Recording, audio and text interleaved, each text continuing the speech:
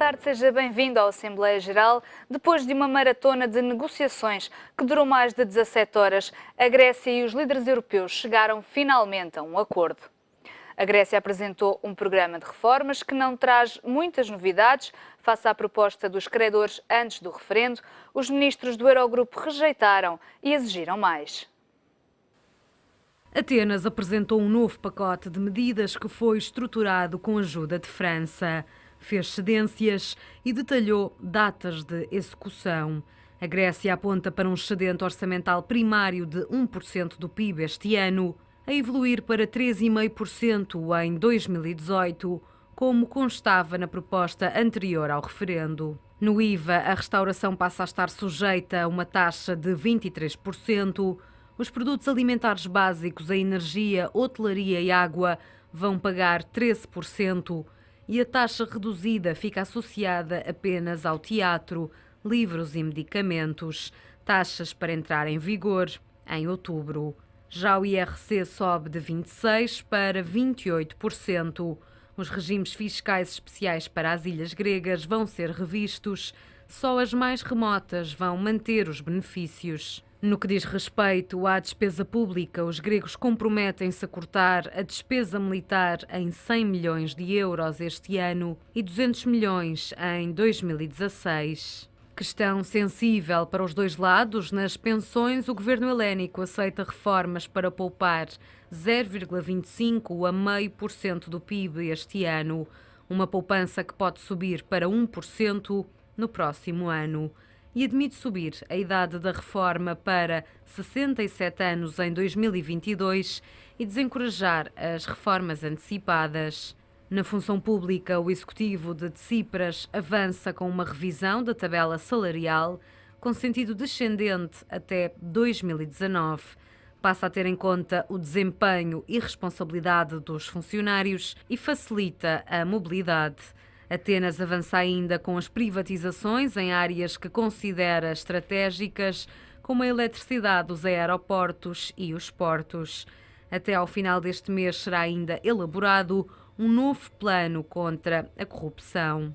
Medidas estas que foram consideradas insuficientes pelo Eurogrupo e que levaram os credores a acrescentar mais exigências em matéria de IVA, pensões, reforma do mercado de trabalho e privatizações. O Eurogrupo exige que o corte nas pensões seja mais ambicioso, quer mais reformas no mercado de produtos em conjunto com a OCDE, não abdica da revisão dos contratos coletivos de trabalho e dos mecanismos de despedimento.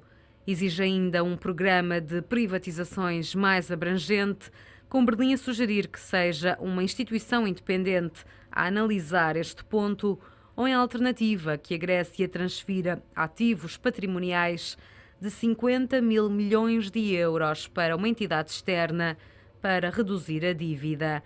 Acima de tudo, os ministros do euro querem o regresso das instituições da Troika. Avanços e recuos sucessivos entre as partes que estão a arrastar estas negociações. Se quiser participar no programa Assembleia Geral de hoje, basta ligar o número de telefone 21 323 6898 e responder à pergunta: o acordo com a Grécia é bom para a Europa? Também pode deixar o seu comentário no site do Económico em www.económico.pt, através do e-mail assembleia.geral@económico.pt ou na página do Facebook do Diário Económico.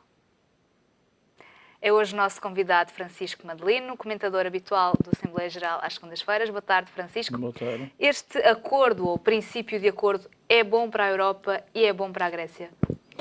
Quer dizer, o princípio de haver um acordo com todo o cenário que estava em cima da mesa é bom para a Europa. Seria dramático que a Grécia fosse posta de fora da Europa. E, portanto, é bom. E eu acho que há uma simplificação, em síntese como aquela que foram feitas, que não traduzem bem a realidade que acontece. Com todo o respeito, obviamente, até porque estou aqui nesta televisão. Ou seja, dá a impressão que não houve a questão do alongamento da dívida e que não houve a questão do Grexit, ou seja, pôr a Grécia de fora, e que a França não teve que fazer fim-capé e com o Obama por trás fazer uma força grande, porque senão a história não está bem contada.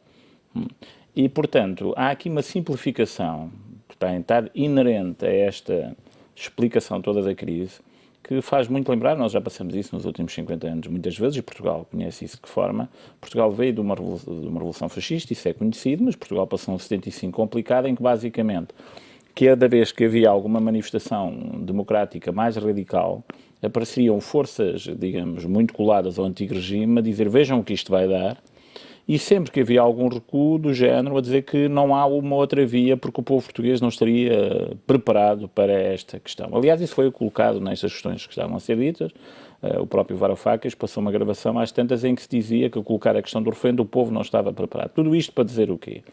É porque há um terceiro cenário, né? E toda esta história, o que se passou foi que a Alemanha estava numa vingança. Aliás, o vosso próprio jornal hoje tinha o título Ultimato, não é? E estava numa vingança total de pôr a Grécia na rua. Não é? E a França, que eu diria, emancipou-se e mandou um murro na mesa, não é? Ao longo do dia tem estado no próprio Economic TV a passar as afirmações do Presidente da República francês. Portanto, há como que um regresso à velha aliança que tem liderado a Europa nestes momentos, e é sabido que o Presidente Obama, e mesmo com o Reino Unido fora, passaram a discutir política e a questão geoestratégica em cima da mesa. Portanto, quando eu passo a descrever a história apenas dizendo que recuou aqui, recuou ali, recuou acolá, reculou, por exemplo, ignorando estas duas variáveis, o alongamento da dívida e a questão da exigência quase de uma saída temporária da Grécia, que naquela proposta de acordo venha em parênteses em que alguns ministros não concordaram. Basta ver também o que a Economic TV está a passar, e vendo declarações vindas da Finlândia, vindo da Holândia, a dizer que o Parlamento teria que aprovar e depois é que iríamos discutir o acordo. É uma simplificação dentro, digamos, desta tentativa de explicação de uma matéria que tem sido muito complexa, e eu sintetizo isto de uma forma muito simples. Aliás, disse isso quando o Syriza ganhou. O Syriza, ao ganhar, iria ser mau para a Grécia, porque todo este filme ir-se-ia produzir, nós já vimos a produção destes efeitos relativamente à Grécia. Era expectável que a Europa fosse reagindo no sentido de tentar chegar a um acordo.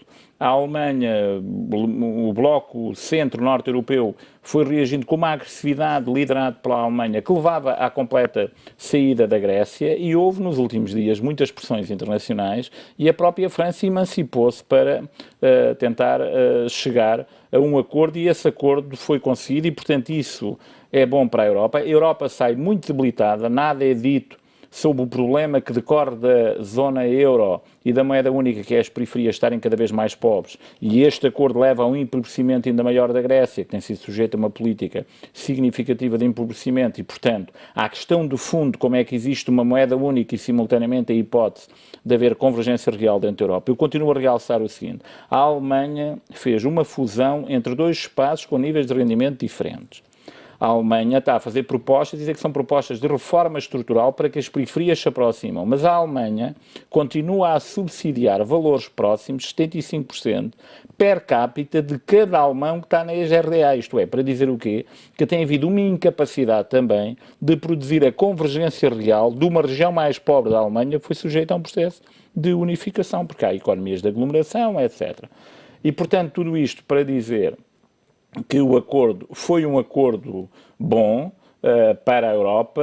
Temeu-se de facto o pior neste sentido, mas há muitas questões para resolver. É óbvio que depois deste acordo elas terão de ser discutidas. Eu poderia dar ainda uma terceira variável sobre o fundo das privatizações.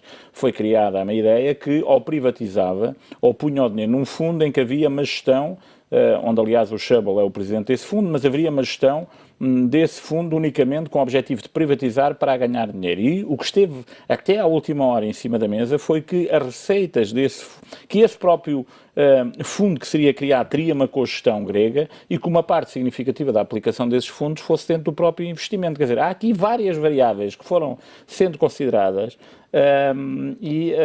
Como é que eu digo, nós estamos nas interpretações que são feitas de toda esta crise, num debate, então num país em vésperas de campanha eleitoral como Portugal, num debate em que toda a gente tenta dizer que aquilo a que chegou provou a sua teoria pré-concebida.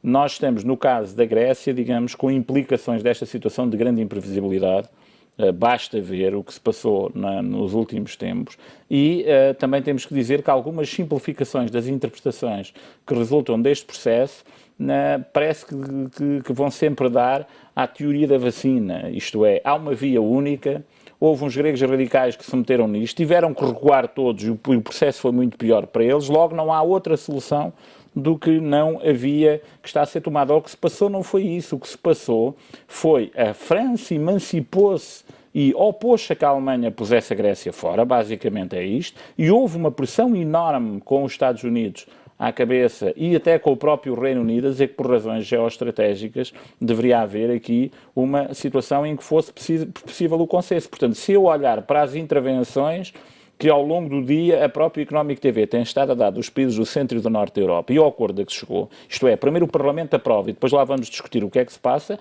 então a conclusão teria que ser que foi uma derrota total dos países do centro e do norte da Europa. É uma forma também de ver a questão. Eu acho que isto não se deve ver desta forma, o que se deve ver é como é que é possível à Europa, com esta liderança que tem que ser importante da Alemanha e da França, conseguir levar todas as regiões da Europa a futuro, a terem o futuro dentro da Europa. Esta é que é a questão base e, portanto, o acordo nesse sentido é um bom acordo. A que é que se deve essa intransigência da Alemanha? Seria o país que teria menos a perder com a saída da Grécia da zona euro? Não, vamos ver. Eu acho que há questões que têm a ver com a forma cultural como os países funcionam. A Alemanha, digamos, do ponto de vista cultural, funciona com aquilo que eu diria, com uma genética sujeita a uma certa rigidez comportamental, isto é, as coisas devem ser feitas naquilo que na perspectiva deles é com rigor e com objetivo, e quando alguém falha deve ter punições sobre esse falhanço. Primeiro aspecto. Segundo aspecto, a Alemanha teve aqui algumas restrições enquanto grande parte da dívida da Grécia estava sobre bancos alemães. Com as intervenções excessivas nos últimos anos, essa dívida passou para instituições como o Banco Central Europeu ou outros e, portanto, foi diminuindo essa dificuldade alemã. Em terceiro lugar, a Alemanha também é uma potência que tem, digamos, uma vontade de liderar e está a liderar, e é preciso ver que a Alemanha nos últimos 100 anos praticamente foi no quadro europeu quase humilhada 2 vezes. Portanto, há uma questão de orgulho ferido alemão que leva à assunção desta hegemonia. Eu acho que há uma parte significativa da Alemanha que percebe que algumas destas pulsões devem ser controladas, porque o que deve acontecer, e a Alemanha nunca conseguiu fazer isso muito bem historicamente, é que quando se lidera uma zona, tem que se liderar liderando, isto é, esfiando essa zona, mas os súbditos dessa zona têm que perceber que essa zona é capaz de os defender quando tem uma crise. E esta diferença, que a Alemanha nunca foi capaz de fazer, mas esta é uma interpretação, digamos, histórica minha, é que levou a que o Reino Unido fosse capaz de ter impérios, mesmo Portugal fosse capaz de ter impérios, e a Alemanha tem essa enorme dificuldade em ser líder, porque em ser líder não é apenas mandar sobre aqueles países. Quem é mandado tem que ter a sensação de que quando tem crises, mesmo isso era assim na Idade Média, digamos, os súbditos tinham a proteção de quem mandava, não é? E a Alemanha nunca conseguiu gerir muito bem, digamos, na história da Alemanha, nunca conseguiu gerir muito bem esses processos. Portanto, teve sempre enormes dificuldades em ter impérios, levou sempre a grandes tensões no centro europeu. É preciso relembrar que, quando a unificação alemã, houve ainda muitas vozes que disseram que era preciso ter cuidado com essa unificação, e houve vozes que acreditaram que é possível, a Alemanha, com a capacidade económica e organizacional, tem que liderar e fazer uma liderança dentro do quadro europeu normal, democrático, com respeito pelas nações, etc. E eu acredito que dentro da Alemanha há, digamos, uma opinião pública forte, e há dirigentes e há políticos que têm essa visão. Também houve aqui alguma teatralidade, acho eu, isto é, com ministros das Finanças a fazer intervenções mais ofensivas e radicais, porque também os gregos tinham respeitado muitas das coisas que eram acordadas, mas se nós observarmos, a chanceler Merkel resguardou-se sempre para depois aparecer no momento oportuno a ser ela a fazer os acordos. Acho que há aqui alguma tática, digamos, de processo negocial que foi utilizado. O pior é que era complicado, isto é, o Ministro das Finanças ter um discurso muito radical e, simultaneamente, a chanceler também não ter margem de manobra para negociar. Tem sido uma boa surpresa, na minha opinião, a fórmula como a chanceler Merkel tem sabido criar um espaço que permite, nos últimos momentos, vir a abrir espaço para acordos. E, portanto, esta capacidade de diálogo entre a Alemanha e a França e este regresso à velha aliança, se é assim que é possível dizer, dentro do centro da Europa, para impedir essas expulsões, para construir o projeto europeu, é a novidade deste processo e, portanto, na minha opinião, isso é positivo. Este acordo foi chamado por alguns como uma humilhação para a Grécia. Concorda com essa visão? Quer dizer, vamos ver. Como o processo foi iniciado há 3 ou 4 dias atrás, era quase como que uma humilhação e levar à capitulação total da Grécia, né? Tem sido um processo, é isso que, na minha opinião, tem produzido o Syriza. Produziu o Syriza como poderia produzir a Nova Aurora, isto é, um partido de extrema-direita a governar o país, que é, os países são levados a situações tal que sentem que há ali uma vontade quase de vingança, por mais erros que tenham feito, e, portanto, os países reagem e reagem de forma, muitas vezes, a eleger governos populistas ou governos mais radicais. Há 2 formas de olhar para isso. Também, historicamente, isso tem sido claro. Ou que o problema é do mensageiro, não é? Isto é do Syriza ou da Nova Aurora, não é a sensibilidade que está criada dentro da própria Grécia. Ou uma outra forma é ver que nós, quando fazemos estas mudanças, os países, as instituições, têm que também ter solvabilidade política e social. Ou seja, é muito difícil reduzir 1/4 de um rendimento de um país e continuar a ter esperança e que as instituições, os parlamentos, os governos, os sindicatos, tudo aquilo que constitui a organização desse país tem capacidade de continuar a funcionar normalmente. Portanto, e fazer os cortes que fizer, se me é permitida a expressão, não estando muito preocupado com esse aspecto, ou então achando que depois faz um protetorado em que é quase um governo estrangeiro que vai mandar nos países. Eu diria com algum humor, mas humor negro, que há países que foram muito ofensivos ali, como do norte da Europa, têm essa prática de ser protetorados. Mas eu diria azar deles, né, nos últimos anos. Isto é, várias vezes, potências ali presentes obrigam eles a fazer o que eles querem, né?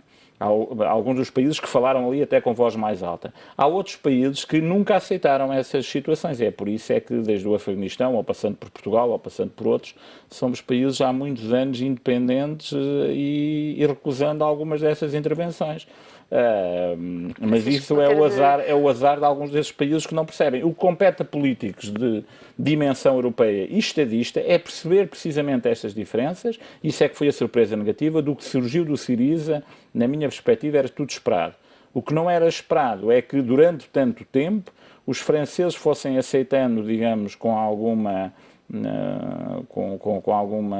tolerância, as formas como os países do centro e do norte da Europa se iam manifestando relativamente ao processo europeu. Temos já um telespectador ao telefone. Joaquim Banha liga-nos de Coruche. Boa tarde, qual é a sua opinião? Parece-nos que a chamada caiu, já voltaremos a entrar em contacto com o mesmo telespectador. Continuamos, portanto, a conversar. Francisco, concorda hoje, como diz o Financial Times, ainda na senda da questão deste programa ser uma humilhação, que é o programa mais intrusivo da história da União Europeia para um país? Digamos, um programa altamente intrusivo e que tinha propostas ainda muito mais intrusivas, como do género: ou arranjam dinheiro para pagar uma parte da dívida e para isso privatizem, ou então, se não arranjarem compradores já, ponham no fundo que nós vamos gerir para arranjar o dinheiro. Isto é de uma intromissão ao mais alto nível. É evidente que se pode dizer, mas o país chegou àquela situação, mas é num processo em que nós também temos que perceber que havia mecanismos de controle que foram fechando, digamos, os olhos a alguns problemas estatísticos que existiam, ou então ver intervenções do género que, do ponto de vista da administração pública, temos que fazer digamos, um filtro de forma a que não haja, conforme foi apresentado, uma tomada de poder por parte de partidos como o Syriza ou outros na administração pública.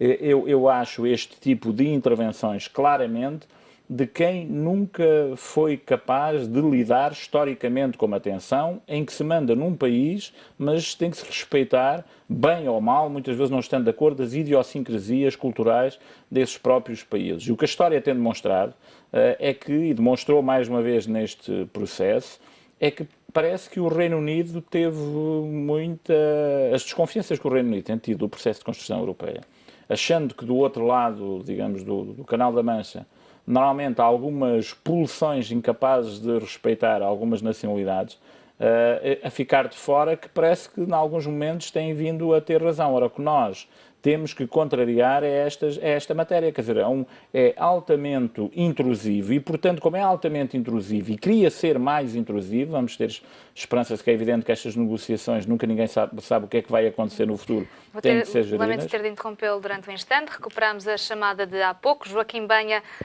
fala-nos de Coruche. Boa tarde, qual é a sua opinião? Boa tarde. A minha opinião é que, de facto, que é bom ter chegado a acordo, não é? Eu julgo que, finalmente, depois de tanta insistência, chegou a acordo. E lamento que o nosso governo não tenha feito muito para isso, quando agora o Sr. Primeiro-Ministro anda aí a dizer que uma proposta dele, não acredito, não é? Como outras mentiras que ele já disse, esta também, de facto, se calhar não será bem assim. E só se conseguiu, se calhar, este acordo porque o governo francês, através do seu Primeiro-Ministro, muito bem, do seu Presidente, e muito bem, como já disse recentemente o Dr. Facto Madalino, houve um murro na mesa, de facto, aqui pelo Presidente da República francês, em que, senão, o que aconteceria era, de facto, com estes senhores alemães e outros pretenderiam, de facto, encostar, neste caso a Grécia, para fora do euro. Isto era o primeiro, e depois a seguir era a Comunidade Europeia, mas não analisando a gravidade que poderia vir daí, para onde é que a Alemanha depois iria se encostar, não é? E que poderia ser um perigo autêntico para a Europa.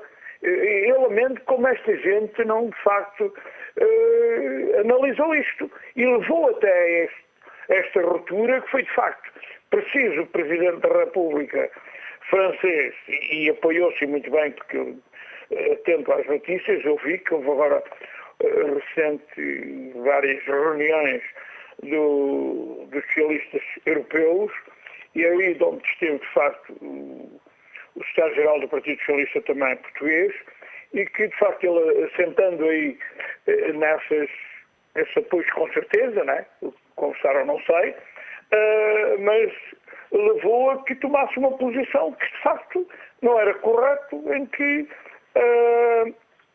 saísse do euro e depois o caminho, como já disse, seria, se calhar, encostá-lo mesmo da Europa, da Comunidade Europeia, a Grécia. Tem sido, de facto, uma condução muito má. E quando dizem aqui que não cumpriu a Grécia, até aí a Alemanha, o que é que fez quando se fez a unificação da antiga RDA? Cumpriu. E outros. Então, mas isto é verdade. Claro que se calhar houve situações erradas da Alemanha. E quem é que criou a dívida? De facto, aqui, de facto, então não foi assente, de facto, grande parte também na Alemanha e também na França, quando foi aqueles aeroportos, e como eu conheço, quem conhece aquilo, porque trabalhava ligado à aviação, e conheço o aeroporto, que trataram de construir aeroportos de luxo e portos e outras situações, os submarinos, os saltos submarinos, de qual nós também estamos, de facto, implicados, nós portugueses, através de um senhor que agora é vice-primeiro-ministro, que tudo isso foi dívidas criadas. Conclua o seu comentário, por favor. Pronto, seria só para dizer que, de facto, estes senhores de um lado, que são dominantes, a Alemanha, como foi dito muito bem, e pretendem dominar, tentaram de uma vez ou de outra, e agora tentavam desta maneira também, e eu penso que é tempo de que os restantes países acordem, de facto, e neste caso o povo desses mesmos países acordem e que vejam porque é que foi criada a Comunidade Europeia, em que base foi criada, até o FMI, como é que ele é criado, por mais de 100 países que ele é criado, com que finalidades ele era, que era de facto para ajudar países com alguma dificuldade e criando empregos. Hoje não. Hoje o FMI é criado de facto, para vender dinheiro, como aos bancos. Eu acho que aqui é que devemos todos acordar, os povos dos diferentes países que estão aqui, e temos que olhar aonde é que entregamos, de facto, as direções desses países. E, de facto, há dificuldade. Tenho dito, e bem haja que, de facto, a Alemanha perde aqui, e muito bem, e ganha, de facto, a Europa, e muito bem conduzido, e se calhar, e bem haja aqui ao Presidente da França. Temos dito. Boa tarde, obrigada pelo seu telefonema. Passo desde já a ler alguns dos comentários que os nossos telespectadores nos foram deixando nas redes sociais. Paula Cruz diz: o que estão a fazer à Grécia é criminoso, hediondo, monstruoso, dantesco e de uma falta de humanidade e solidariedade sem precedentes. Ficará na história esta vergonhosa UE pelos crimes que está a cometer contra o povo grego. O nosso telespectador José diz-nos: manter a Grécia no euro é pior do que a saída do euro, a não ser que o seu governo mude radicalmente de estratégia.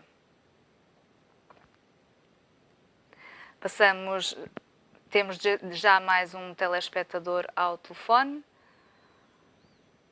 Julgo que vai ser possível.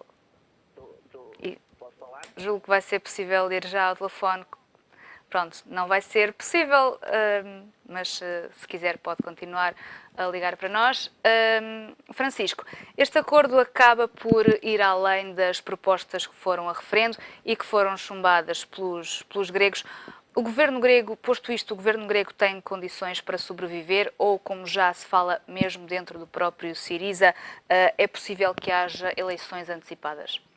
Eu acho que é muito difícil ao governo, achei isso desde o princípio, acharia sempre que o pragmatismo, a realidade, o quadro imprevisível do ponto de vista da União Europeia, quer dizer, é muito difícil fazer previsões, basta ver nos últimos 4, 5 dias, que levaria a uma situação em que o governo teria que aplicar algumas daquelas medidas muito restritivas e que ganhou as eleições num quadro tal que dificultaria depois ser governo. E isso é sempre complicado quando estamos em governos que são governos, digamos, situados mais ao centro, em que os eleitorados têm melhor percepção do pragmatismo de que isso possa acontecer. Basta ver em Portugal, o governo que ganhou fez um conjunto de propostas muito distintas daquelas que depois veio a aplicar, mas os eleitorados do centro político são muito mais... como é que eu ia dizer, tem uma capacidade de perceber esse pragmatismo, que com as características de um partido, de uma coligação como o Syriza, que tem muitos partidos de extrema esquerda, acabou por recuperar, é o próprio um ministro das Finanças que situa muito mais à esquerda do que Varoufakis, até para acalmar também algumas dessas hostes, e que depois tem uma composição muito mais, eu diria, com uma origem no PASOK e, portanto, muito mais ao centro. Ora, entre estes dois aglomerados de partidos, os partidos mais de extrema-esquerda e, digamos, pessoas centradas mais ao centro político, vai ser muito difícil manter a convergência destas forças políticas. Elas poderão votar por uma questão de necessidade e de urgência nas reuniões que o Parlamento grego vai ter agora, mas vai ser muito difícil. E eu acho que o cenário é um cenário, do ponto de vista político, de crise política iminente dentro da própria Grécia. Porque também aqui digamos, a situação natural, isto é, os países são sujeitos a um desmembramento político ou social de tal forma, tão forte, muito natural a que apareçam forças, que eu diria, messiânicas a dizer que resolvem o problema, e depois a criar quadros de governabilidade muito difíceis. Por isso é que eu disse que o próprio ajustamento tem que garantir condições de governabilidade e de sustentabilidade de governabilidade, a não ser que estejamos a pensar em demarcação de protetorados e a pôr lá tecnocratas a mandar nesses países, o que também levanta uma outra dificuldade, é se culturalmente esses países aceitam esses protetorados, e nomeadamente a Grécia não aceitou sequer as ocupações alemãs nazis e reagiu a essas ocupações.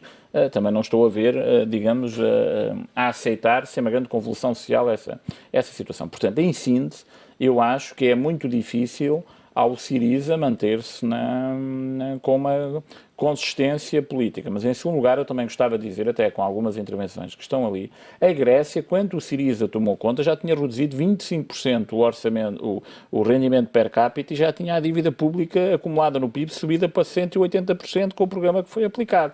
Portanto, aquela ideia que estava tudo bem e que depois chegou o Syriza, que pôs tudo mal, também não é verdade. As coisas atingiram uma tal forma má, conforme eu disse, ganhou o Syriza, como podia ganhar a Nova Aurora, que aliás são os dois coligados que estão no governo.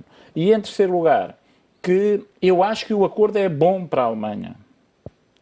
O acordo é bom para todos os países europeus. Não pode ser um discurso que é. E tem sido muito bom para a Alemanha, porque a Alemanha tem sido um país que, do ponto de vista da história económica, tem verificado condições de tal forma vantajosas que, digamos, a não ser nas condições em que funciona a zona euro e a União Europeia, é difícil verificar. Porquê? Porque tem tido, nos últimos anos, excedentes comerciais muito fortes, sem que a sua moeda suba muito, porque depois o euro, na relação com as outras moedas, é calibrada pelos outros países que têm déficit e tem-se financiado as suas dívidas públicas a taxas de juros muito, muito baixíssimas. Portanto, um país ter grandes excedentes comerciais e a sua moeda não se valorizar nessa dimensão, como, por outro lado, utiliza essa zona europeia para, quer nos países que têm déficit, estimulá-la a sua procura quase keynesiana, a procura dirigida às suas exportações. E ter negociado, com base nesta zona, o desmantelamento de fronteiras em zonas como em antigos países do continente, como o Brasil, a Índia, a China, etc. Portanto, é um processo, contrariamente ao que se diz, as periferias têm pago esse custo, mas os centros têm ganho muito com este processo. Portanto, quando chega a um acordo para manter este processo, é um acordo bom para a Alemanha, é um acordo bom também para as periferias, na medida em que uma saída brusca, sem um planeamento e um apoio, seria uma coisa dramática para esses países, e que eu acho que eles devem ser mantidos nessa zona. Portanto, é bom para todos. Eu acho que o acordo é bom para todos, não é um mau acordo para a Alemanha. O que é importante perceber aos centros europeus é que, para crescer com base em economias de aglomeração e para ter paz, devem ter alguma repartição desse rendimento e ser capazes de criar condições às periferias, e que isso não se deve aos governos. Isto é, a Grécia, o Mezzogiorno italiano, Portugal, o sul de Espanha, a Galiza, o país de Gales, a Irlanda, e as periferias europeias, ou a RDA na ex-Alemanha, não estão com problemas porque são todos laixistas ou porque têm governos como o Syriza. É porque há impactos económicos, de leis económicas que se manifestam na criação da zona euro, que a Europa tem de pensar. Temos já mais um telespectador ao telefone. Rui Gomes, liga-nos de Coimbra. Boa tarde, qual é a sua opinião? Boa tarde. Eu acho que o acordo não é bom, é indispensável. Agora, é preciso ver como é que chegámos aqui. Chegámos aqui porque a Alemanha foi o primeiro país a furar o teto do déficit dos 3%. E depois não quis pagar a coima e não pagou, e os outros foram atrás. Para além disso, quando arrebentou a crise, o mesmo governo que lá está disse ao nosso governo do Sócrates para gastar sem se preocupar com o déficit que depois resolvias. E, entretanto, eles veem a desgraça que se passa nos países do Sul e continuam a acumular excedentes todos os anos, e depois isso provoca-nos a cereja em cima do bolo, que é a deflação. E eles continuam com excedentes, e isso não é uma Europa, isso é um egoísmo sem tamanho. Muito obrigado. Boa tarde, obrigada pelo seu telefonema. Concorda com a visão deste telespectador? O que eu acho é que houve, na Europa, dois momentos depois da crise de 2008. Depois da crise de 2008, para além do que acabou de dizer o nosso ouvinte, foi todas as organizações internacionais, desde a União Europeia ao Fundo Monetário Internacional e ao OCDE, dizem que o Estado tem que estar à procura, porque há uma crise à procura profunda, porque senão a crise será uma crise pior que a crise de 29. E, de facto, todos os indicadores nas semanas a seguir à queda do Lehman Brothers são todos piores que a crise de 29. A desvalorização cambial, a desvalorização bolsista, etc., são tudo indicadores. E os países vieram, houve uma grande desalavancagem financeira, e que se passou um segundo momento em que os países que tinham dívida e que eram mais frágeis tiveram que pagar juros mais elevados, e passou a ser um ataque ideológico, não é apenas alemão. Eu até diria que há países que manifestaram-se com mais aprumo nesse ataque ideológico, que é dizendo: nós chegamos a essa situação porque a Europa tem um mercado de trabalho que funciona de forma muito rígida, porque a Europa tem um modelo social que é incomportável. Logo, nós, para ultrapassarmos esta crise, temos que dar cabo do modelo social europeu e temos que desregulamentar completamente o mercado de trabalho. Esta é uma ofensiva ideológica ímpar, não é? Alguns até chamaram isto de PREC,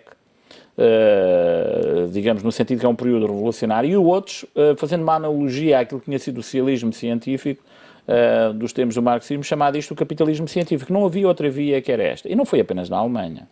A Alemanha, depois, por razões hegemónicas, houve aqui esta cavalgada, desinteressou de alguma parte, mas eu diria que em países como Portugal, ou mesmo a Espanha, os apoiantes deste fundamentalismo, até eu digo que o fizeram com maior apreço do que em zonas como, por exemplo, na Alemanha. Isto, a partir daqui, criou-se uma reformulação das hegemonias em termos europeus, e o que nós verificamos nestes últimos dias é que, mais do que um agrupamento ideológico, é verdade que houve aqui da parte dos partidos sociais-democratas e socialistas uma reunião nos últimos dias no sentido de ter aqui uma intervenção, até que limitasse as próprias intervenções que existiam dentro da Alemanha desses próprios partidos, mas quando se ouvia falar, por exemplo, o Ministro de Economia do SPD alemão, a questão já não era ideológica, já é uma questão nacionalista e de reformulação das hegemonias dentro da Europa.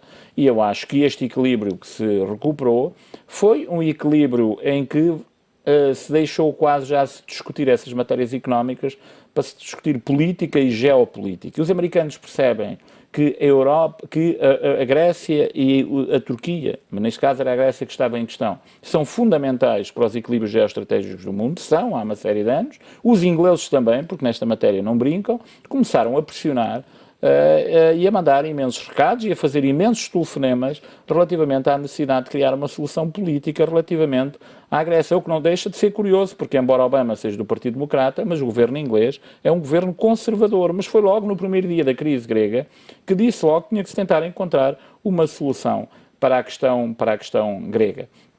E, portanto, sobre esta matéria, eu gostava de continuar aqui a dizer que foi bom e tem sido uma ilação positiva a capacidade de percepção que a chanceler Merkel tem tido. Eu não sou daqueles, nas últimas semanas, que acho que ela tem sido, digamos, o diabo, o monstro desta situação. Acho que tem utilizado, digamos, as palavras mais duras dos ministros das Finanças, criando espaço político para depois encontrar soluções, e vamos ter esperança, como aconteceu de Kohl com Mitterrand, para que a chanceler Merkel perceba que a Europa andou à beira do precipício, ainda não saiu da beira desse precipício, e que tem um caminho como estadista e como mulher de paz para o futuro, conjuntamente com uma coordenação com os franceses, de criar uma Europa, que é verdade, também tem que ser uma Europa que resulta das convergências entre as opiniões públicas do Norte, do Centro e do Sul. Mas eu acho que os últimos dados em concreto e decisões em concreto, é que a chanceler Merkel tem estado a perceber esse caminho pragmático de construir uma situação de futuro na Europa, porque alguns falcões, sejam da Alemanha, sejam da Holanda, sejam da Finlândia, sejam de outros países, da Áustria, etc., era deixar cair a Grécia, até criaram cenários de uma suspensão da Grécia durante alguns meses, que foi retirado, continua a realçar aspectos de recuo significativo que resultaram da reunião daquela noite, e que são aspectos muito importantes, porque isto basicamente resulta de uma pressão enorme, não tenho dúvidas sobre isso, dos Estados Unidos e do Reino Unido, e da necessidade de fazer aquela reunião com a França a bater o pé, e daquela reunião onde tiveram 3 pessoas, o primeiro-ministro grego e a chanceler alemã e o presidente da República francês. Embora haja alguns que agora se queiram juntar, que também tiveram lá para ter um papel fundamental no acordo, mas pelo menos as notícias que os seus colegas da comunicação social disseram que naquela reunião tiveram apenas 3 pessoas. Temos já mais um telespectador ao telefone. João Jesus liga-nos da Portela e peço-lhe desde já que seja breve. Olha, é para dizer que isto é um minuto é pouco. É para lhe dizer que, pois, isto de ser breve é que vai ser uma complicação. Isto é para dizer que isto tratou-se de uma peça de teatro com péssimos atores, em que a senhora Merkel deu, digamos, o palco ao Sr. Hollande, porque isto é um acordo de princípio, um acordo virtual, e, portanto, não vai dar em nada. A Grécia não tem neste quadro uma saída. a saída para a Grécia, é o desligamento da União Europeia, o cancelamento da dívida, a socialização dos monopólios, o poder dos trabalhadores e do povo.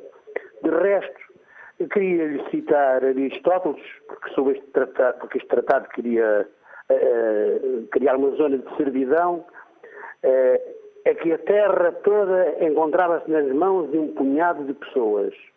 E se faltasse a entrega das rendas, tanto elas como os filhos ficavam sujeitos à servidão. Para mais, os empréstimos eram todos feitos sob a hipoteca da própria liberdade. Isto há 2500 anos, dizia Aristóteles. Portanto, a União Europeia, na sua deriva, tornou-se numa constelação de países satélites do imperialismo e deixou, digamos, cada vez mais o caráter democrático das nações. É um diretório e que o Sr. Hollande agora foi-lhe dado uma oportunidade de ter algum destaque. Mas, naturalmente, tudo voltará aos desígnios do imperialismo alemão e, portanto, João, não há que saída conclua, neste por quadro. favor. Pronto, não há saída neste quadro para a própria União Europeia, que, como eu disse, entrou numa lógica, numa deriva totalitária e, portanto, temos que reformular esta União Europeia, que não pode ser a União Europeia do imperialismo, mas a União Europeia dos povos, e esse é o caminho. Obrigada pelo seu telefonema. Francisco, hoje também já não temos mais tempo, a Assembleia Geral fica por aqui. Já a seguir, não perca toda a informação do dia no Grande Jornal e tenha um excelente final de tarde.